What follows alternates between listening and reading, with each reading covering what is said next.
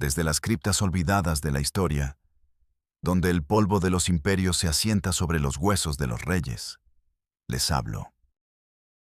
No soy un mero cronista de fechas y batallas, sino un historiador forense del alma, un cartógrafo de los laberintos finales que la mente traza cuando la corona se convierte en una carga de plomo y el cetro en un bastón para apoyarse en el umbral de la nada.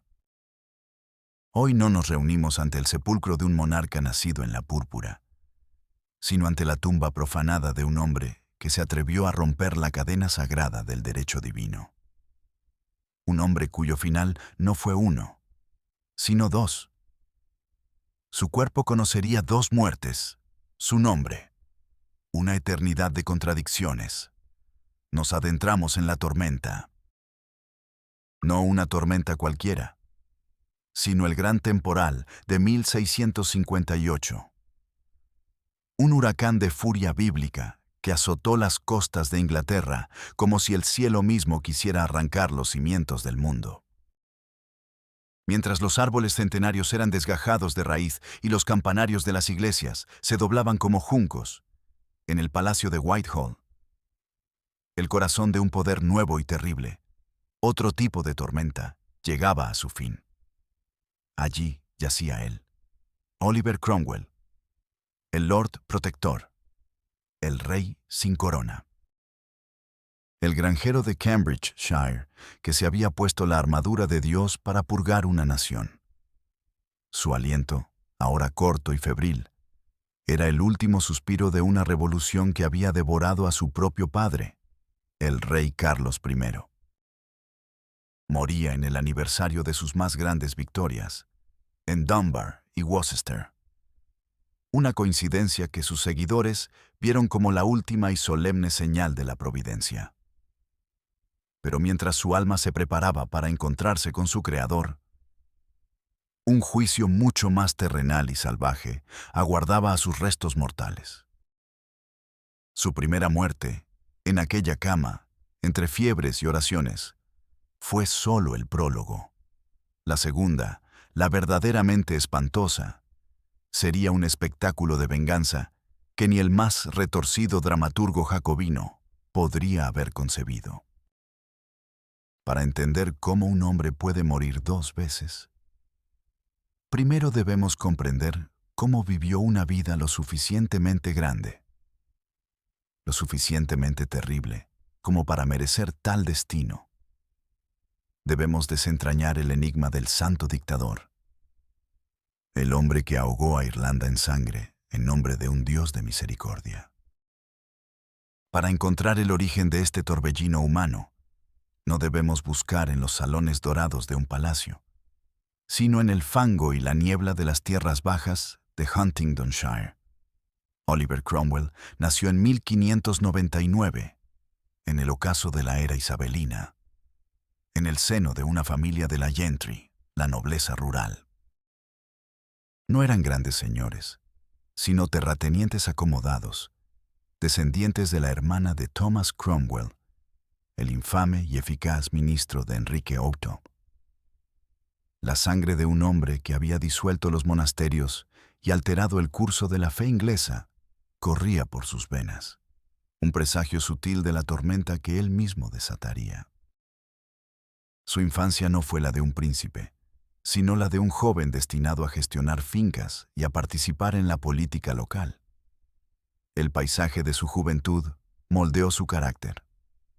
Las vastas y planas marismas de Fenlands, una tierra de horizontes infinitos y cielos opresivos, donde el agua y la tierra luchaban en una batalla perpetua.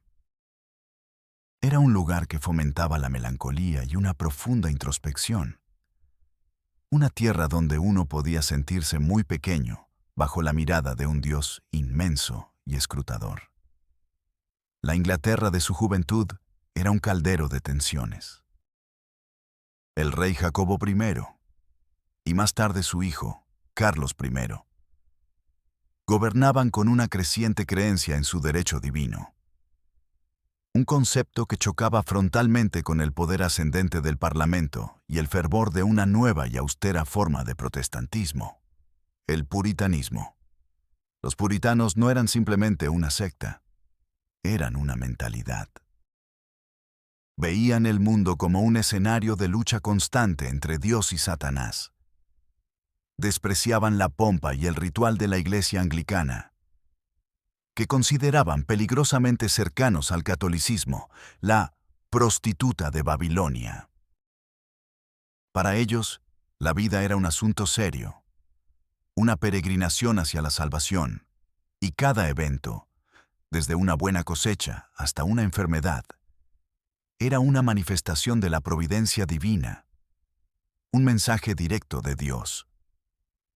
Cromwell, tras una educación en Cambridge que interrumpió por la muerte de su padre, se convirtió en un hombre de campo. Se casó, tuvo hijos y durante casi 2 décadas vivió una vida aparentemente anodina. Sin embargo, bajo la superficie, su alma estaba en plena ebullición. Alrededor de los 30 años, sufrió una profunda crisis espiritual y una depresión severa, lo que él mismo describiría como haber sido el jefe de los pecadores. Buscó a médicos que trataran su melancolía, pero la cura no vino de la medicina, sino de una revelación. Un día, experimentó una conversión abrumadora. Se sintió renacido, elegido por Dios. A partir de ese momento, su vida tuvo un propósito inquebrantable. Ya no era simplemente Oliver Cromwell, el granjero. Era un instrumento de la voluntad divina. Esta convicción férrea, esta certeza absoluta de estar del lado de los ángeles, sería la fuente de su inmenso poder y de su más aterradora crueldad. Mientras Cromwell forjaba su alma en el fuego de la fe puritana, en Londres, el rey Carlos I tensaba la cuerda de la paciencia de su reino. Su matrimonio con Enriqueta María, una princesa católica francesa, sus intentos de imponer un libro de oraciones de estilo anglicano a la presbiteriana Escocia, y su gobierno de 11 años sin convocar al Parlamento, conocido como la tiranía de los 11 años, crearon una fractura insalvable.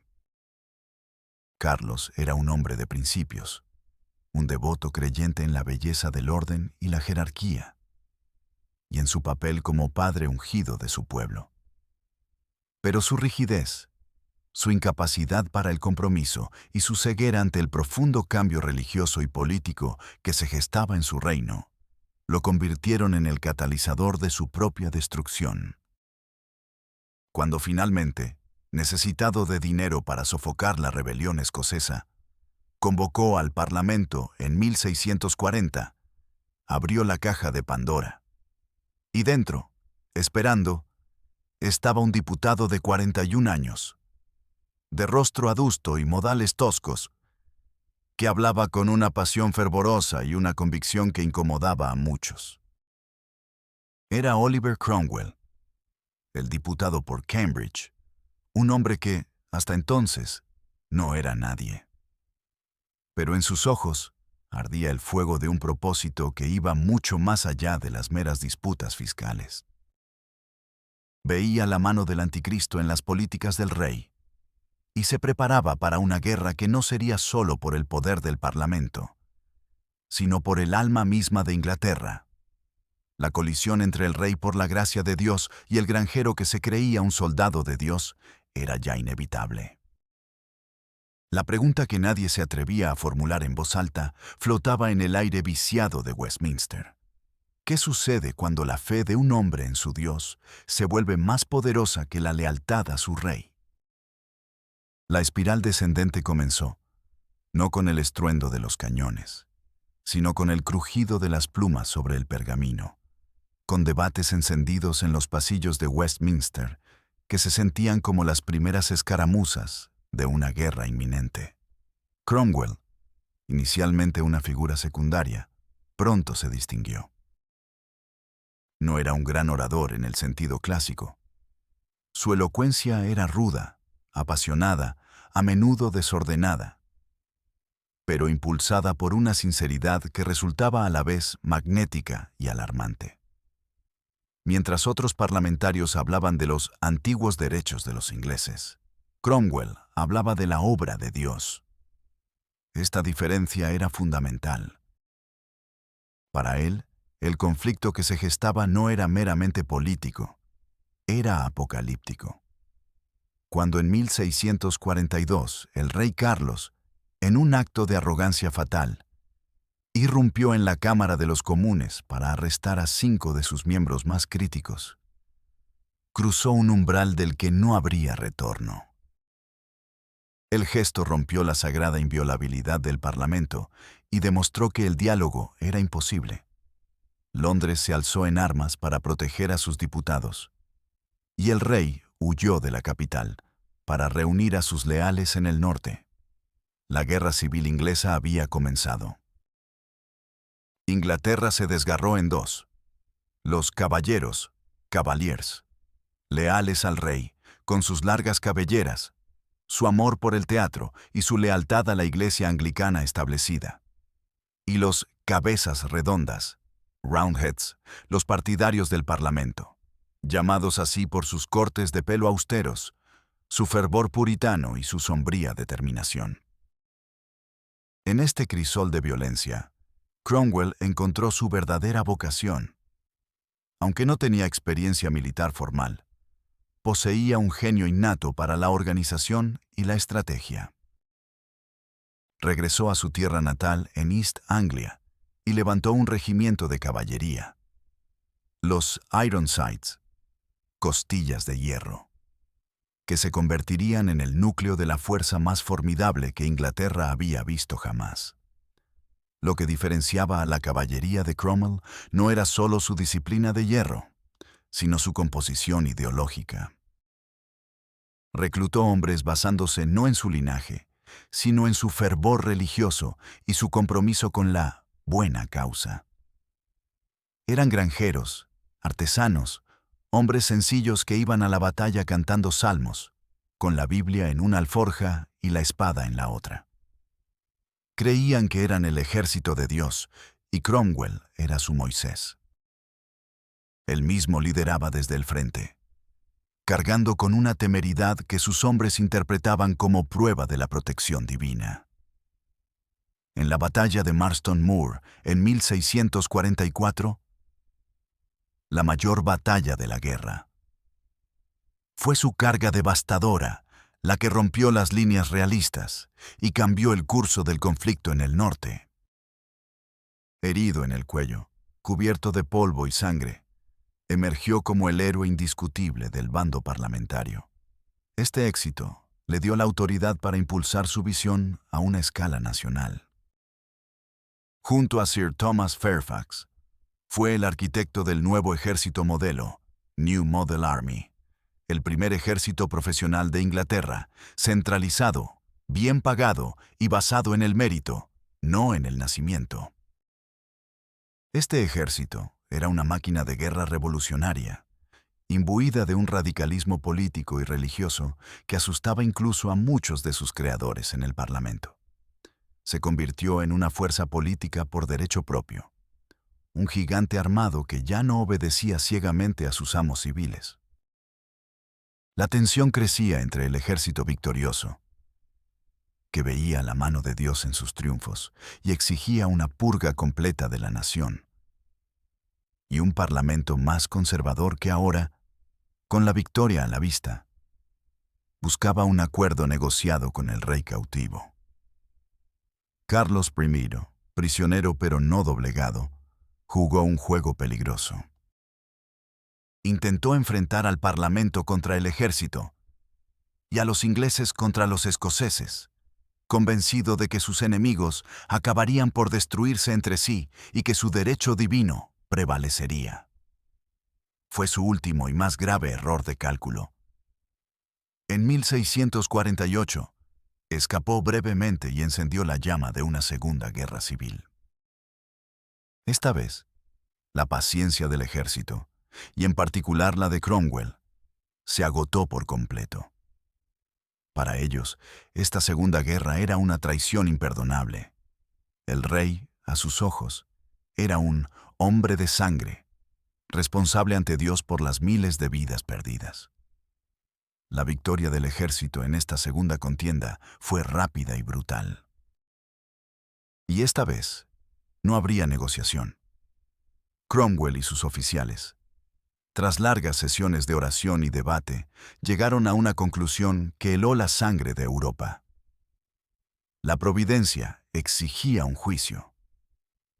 No un juicio contra la monarquía, sino contra el hombre, Carlos Estuardo. Por traición contra su propio pueblo. El parlamento fue purgado. Soldados comandados por el coronel Thomas Pride impidieron la entrada a los miembros que se oponían a juzgar al rey, dejando solo un parlamento rabadilla, Rump Parliament, dispuesto a cumplir la voluntad del ejército. El juicio que siguió fue un espectáculo sin precedentes. En el gran salón de Westminster, el rey se enfrentó a sus jueces. Con una dignidad y una valentía que impresionaron incluso a sus enemigos, Carlos se negó a reconocer la autoridad del tribunal. ¿Qué poder os ha convocado? Zrenia preguntó, su mirada fija en ellos. Yo soy vuestro rey legítimo. Recordad que yo respondo no ante vosotros, sino ante Dios. Pero para Cromwell, el tribunal también respondía ante Dios, y el veredicto ya había sido dictado en los campos de batalla.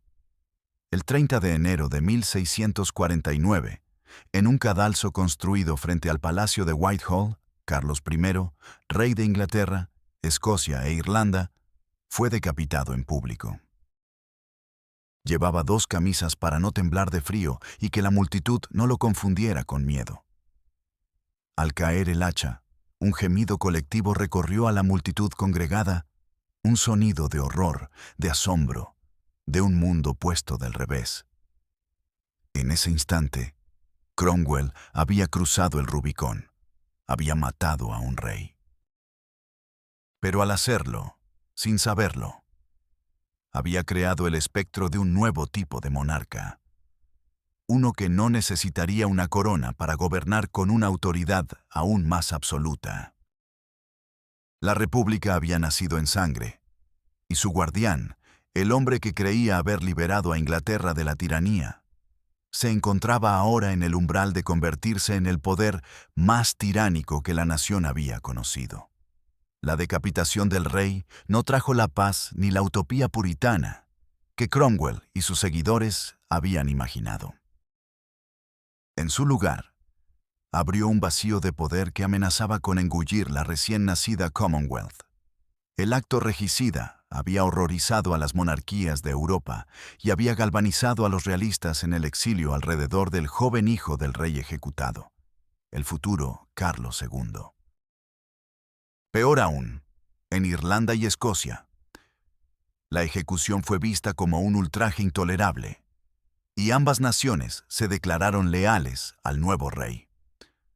Para el Parlamento Rabadilla y el Consejo de Estado que ahora gobernaban Inglaterra, el peligro era existencial.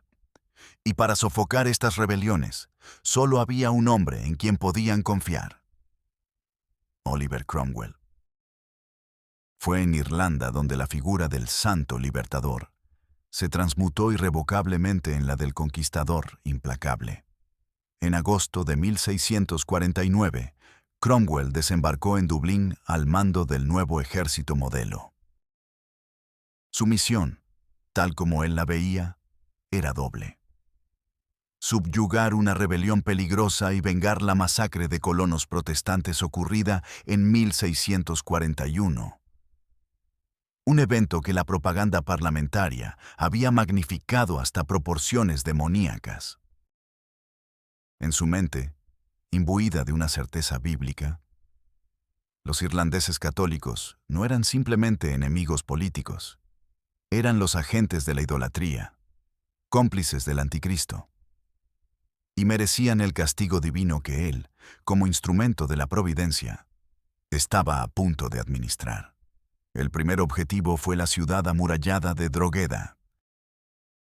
Tras un breve asedio, las fuerzas de Cromwell abrieron una brecha en las murallas. Lo que siguió no fue una batalla, sino una masacre. Cromwell dio la orden de no dar cuartel. Soldados y civiles, hombres, mujeres y clérigos que se habían refugiado en la iglesia de San Pedro fueron pasados a cuchillo en Assens. La propia guarnición fue sistemáticamente aniquilada. En su informe al Parlamento, Cromwell no mostró remordimiento alguno. Por el contrario, lo describió con una frialdad escalofriante como el justo juicio de Dios sobre estos bárbaros desgraciados. Poco después, en Wexford, la historia se repitió con una ferocidad similar. Aunque la escala de la matanza es debatida por los historiadores, el impacto psicológico fue devastador. El nombre de Cromwell se convirtió en una maldición en Irlanda, un sinónimo de terror y opresión que resonaría a través de los siglos, envenenando las relaciones entre las dos islas para siempre. Había ahogado la rebelión en sangre, pero había plantado las semillas de un odio que aún no se ha extinguido por completo.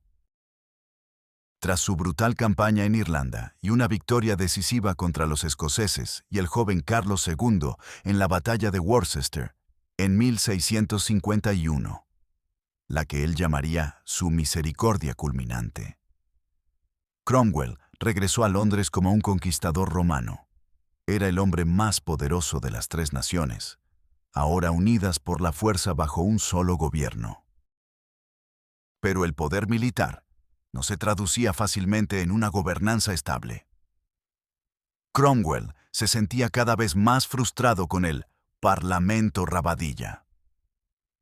Lo veía como un grupo de políticos egoístas y corruptos, más interesados en su propio enriquecimiento que en llevar a cabo la reforma piadosa de la nación por la que se había luchado la guerra. Su paciencia, nunca muy grande, se agotó. En abril de 1653, en una de las escenas más dramáticas de la historia parlamentaria inglesa, Cromwell irrumpió en la Cámara de los Comunes, acompañado por un destacamento de mosqueteros. Tras escuchar los debates durante un rato, se levantó y desató una furiosa diatriba. Habéis estado aquí sentados demasiado tiempo para el bien que habéis hecho. Gritó, señalando a varios miembros y acusándolos de ser borrachos, adúlteros y corruptos. En el nombre de Dios, marchaos. Cuando sus ojos se posaron en el mazo ceremonial, el símbolo de la autoridad del Parlamento, lo despreció con una frase inmortal. ¿Qué haremos con esta chuchería? Lleváosla. Con esa sola acción, el hombre que había luchado una guerra contra un rey por usurpar el poder del Parlamento, disolvió ese mismo Parlamento por la fuerza de las armas. La ironía era monumental. Tras varios experimentos fallidos con asambleas nominadas, como el Parlamento de los Santos, compuesto por puritanos devotos que resultaron ser políticamente ineptos, el círculo de oficiales del ejército, desesperado por encontrar una forma de gobierno estable, redactó una nueva constitución, el instrumento de gobierno. Y en diciembre de 1653, le ofrecieron a Cromwell un nuevo título: Lord Protector de la Commonwealth de Inglaterra, Escocia e Irlanda. Aceptó. En la práctica, se había convertido en un monarca electivo, un rey con otro nombre. Vivía en los palacios reales. Se le trataba como Su Alteza, y gobernaba con un poder que Carlos I nunca había soñado poseer. Su régimen, el protectorado, fue una era de profundas contradicciones. En el exterior, Cromwell convirtió a Inglaterra en una potencia europea respetada, con una marina formidable que desafiaba a España y Holanda. En casa, impuso una reforma moral puritana. Se cerraron los teatros, se prohibieron las carreras de caballos y las peleas de gallos, y se desaconsejaron las celebraciones de la Navidad. Para hacer cumplir este orden, dividió Inglaterra en distritos militares, cada uno gobernado por un mayor general con amplios poderes. Era un régimen militar, austero y para muchos profundamente opresivo. La alegría misma parecía haber sido proscrita. En medio de esta gloria sombría, la tragedia personal comenzó a erosionar el alma de hierro del Lord Protector.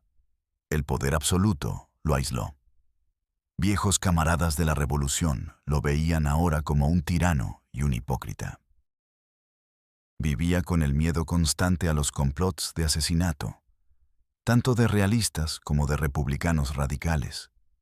Pero el golpe más devastador fue la muerte de su hija predilecta, Elizabeth Claypole, en el verano de 1658.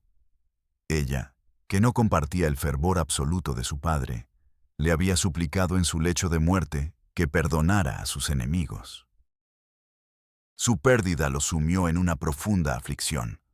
Su salud, ya minada por años de campañas y por un ataque recurrente de malaria contraída en Irlanda, comenzó a fallar drásticamente.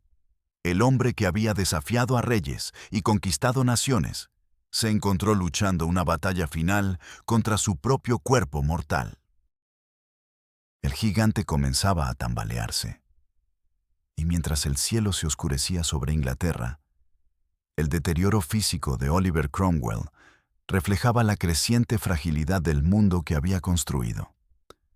La última semana de agosto de 1658 trajo consigo un calor sofocante y una atmósfera de presagio. En el palacio de Hampton Court, donde la familia real solía pasar sus veranos, Oliver Cromwell yacía en su lecho, consumido por la fiebre.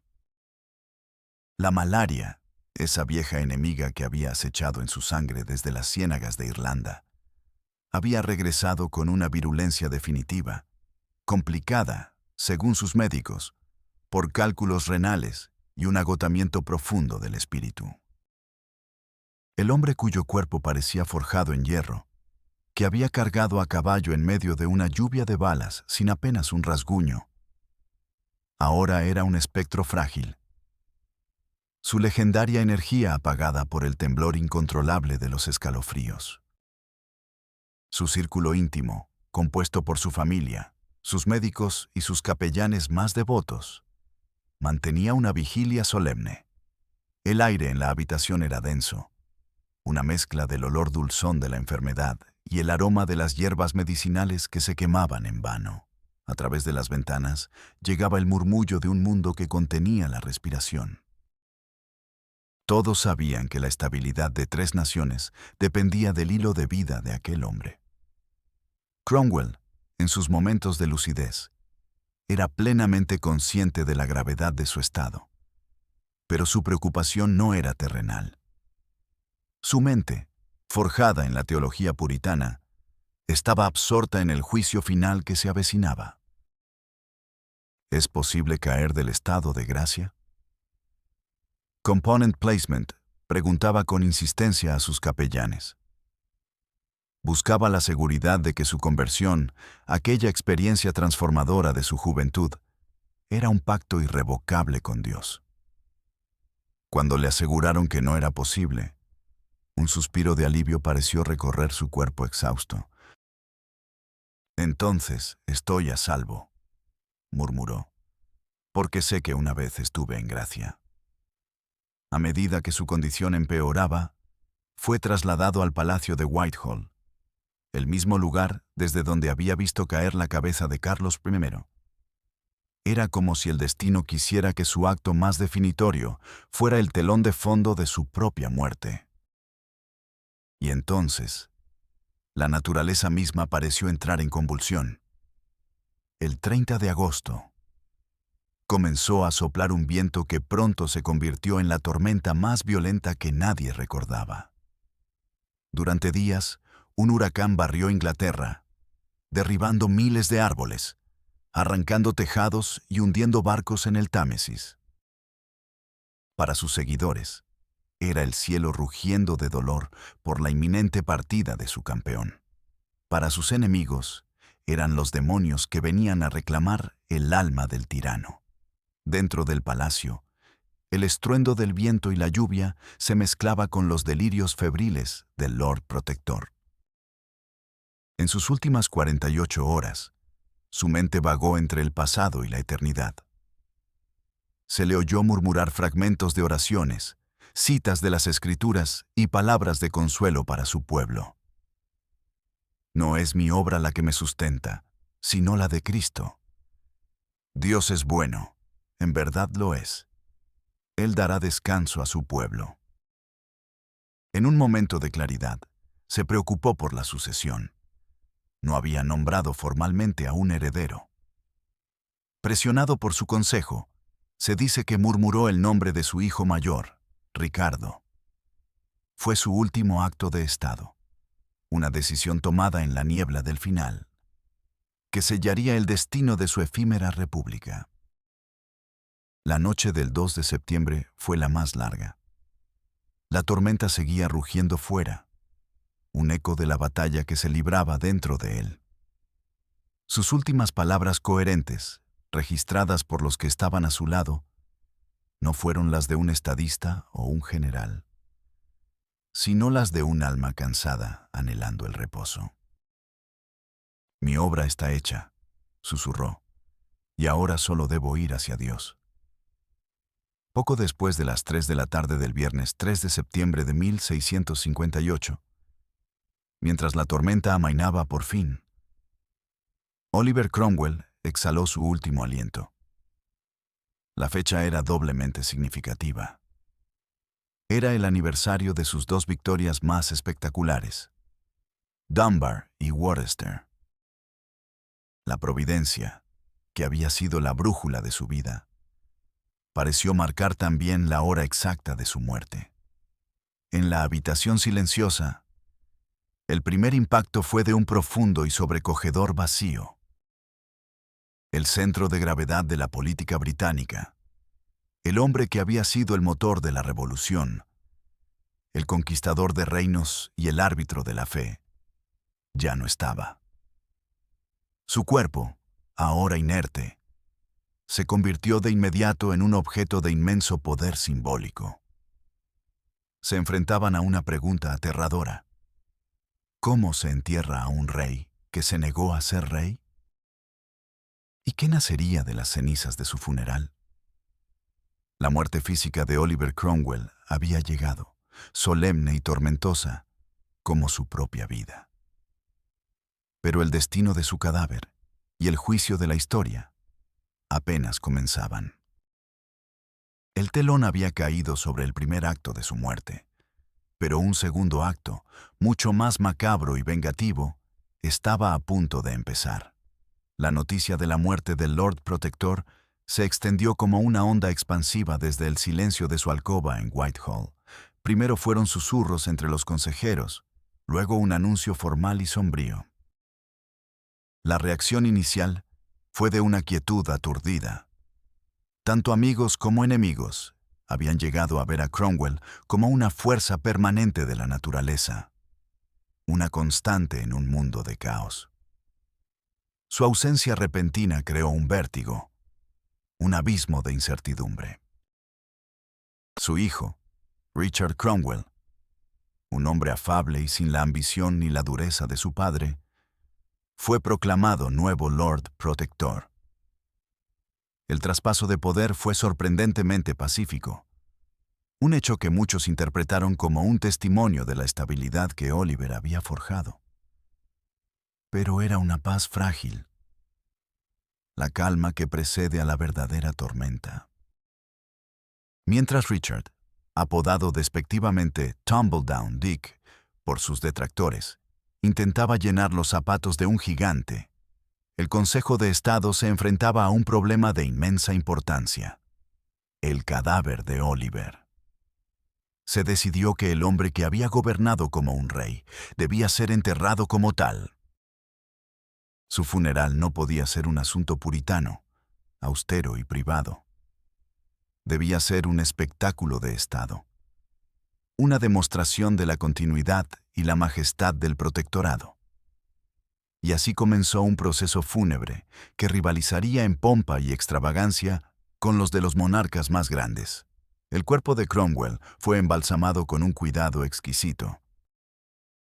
El procedimiento, sin embargo, parece que no fue del todo exitoso.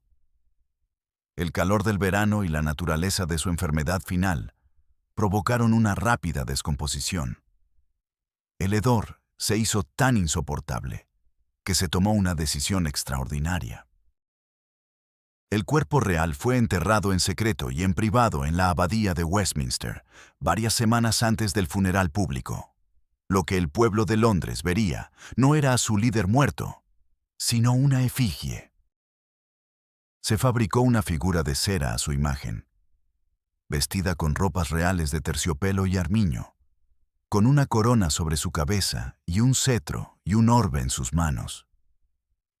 Era la imagen de un rey en todo, menos en el nombre. Una contradicción final y flagrante para el hombre que había destruido la monarquía. Durante semanas, esta efigie yacente fue exhibida en Somerset House, en una escena de luto coreografiado. Miles de personas desfilaron en silencio ante la figura de cera, en una atmósfera de solemnidad impuesta. Finalmente, el 23 de noviembre de 1658, casi 3 meses después de su muerte, se celebró el funeral de Estado. Fue una de las procesiones más grandiosas que Londres había visto jamás. Un inmenso catafalco, tirado por 6 caballos enjaezados en terciopelo negro, transportaba la efigie a través de las calles abarrotadas hacia la abadía de Westminster. El coste del evento fue astronómico, una suma que superaba con creces la de los funerales de los reyes Estuardo, y que dejó al ya presionado tesoro del protectorado al borde de la bancarrota. En la abadía, la efigie fue colocada junto a las tumbas de los reyes de Inglaterra, en la capilla de Enrique VII. El hombre del fango de Cambridgeshire descansaba, al menos en efigie, entre la realeza que había despreciado y destruido. Pero todo era una farsa. El poder de Richard Cromwell se desmoronaba rápidamente. No tenía el control del ejército, la verdadera fuente de poder, que veía en él a un civil débil y sin la autoridad divina de su padre. Los generales comenzaron a conspirar. El parlamento se volvió ingobernable y la república se deshizo en facciones. En menos de un año, Richard fue forzado a dimitir y huyó al exilio. El caos que siguió dejó una sola opción viable para una nación cansada de la austeridad puritana y la dictadura militar: la restauración.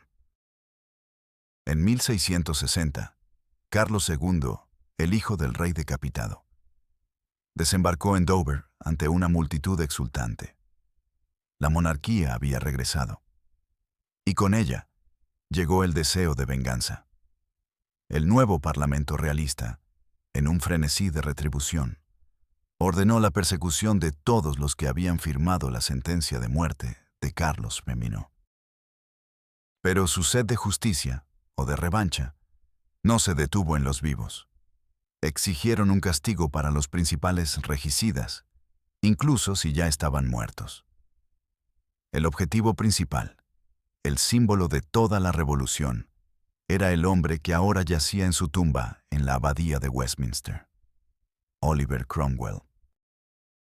El 30 de enero de 1661, en el 12º aniversario de la ejecución de Carlos I, se emitió una orden que aún hoy provoca escalofríos. La orden de exhumar los cuerpos de Oliver Cromwell, de su yerno Henry Ireton y del juez John Bradshaw, para someterlos a un juicio y una ejecución póstumos. El primer entierro había sido un acto de Estado. El segundo sería un acto de profanación ritual. El cadáver del rey sin corona iba a ser arrancado de su descanso para enfrentar la furia del rey con corona. La memoria de un hombre, al igual que su cuerpo, puede ser desenterrada, juzgada y descuartizada. El legado de Oliver Cromwell es un campo de batalla donde los ejércitos de la admiración y el oprobio siguen luchando hasta el día de hoy. Para unos, es el padre fundador de la democracia parlamentaria inglesa. El hombre que rompió el hechizo del derecho divino y demostró que los gobernantes deben responder ante su pueblo. Es el genio militar que transformó a Inglaterra en una potencia temida y respetada, un visionario que, a pesar de sus métodos, sentó las bases de la libertad religiosa para las sectas protestantes disidentes. Para otros, y esta es la imagen que ha perdurado con más fuerza en la memoria popular, especialmente fuera de Inglaterra, es un tirano hipócrita. Un fanático religioso que sustituyó la tiranía de un rey por una dictadura militar mucho más opresiva. Es el carnicero de Drogheda, el hombre cuyo nombre es sinónimo de masacre y opresión en Irlanda.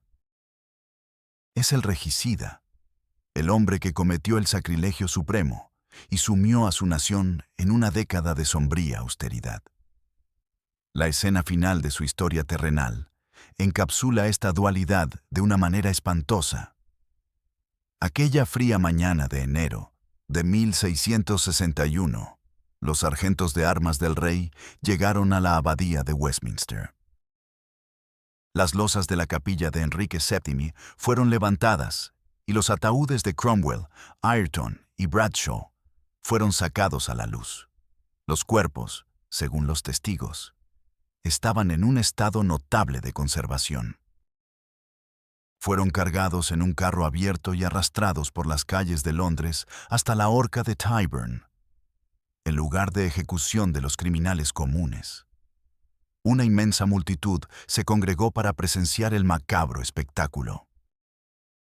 Los 3 cadáveres fueron colgados del patíbulo y permanecieron allí durante todo el día, expuestos a las burlas y el escarnio público. Al atardecer, los cuerpos fueron bajados, y entonces el verdugo procedió a realizar la última indignidad. Decapitó los 3 cadáveres.